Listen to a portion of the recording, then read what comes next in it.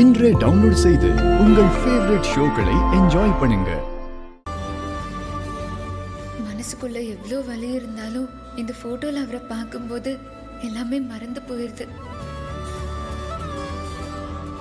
என்னங்க பாக்குறீங்க? என் வாழ்க்கையில நீங்க வந்தது விதியா சதியான்னு கேட்டா எனக்கு பதில் தெரியாது. என் வீட்டு ஆளுங்க பண்ண சதியில விதி உங்களை என்கிட்ட கொண்டு வந்து சேர்த்திருக்கு.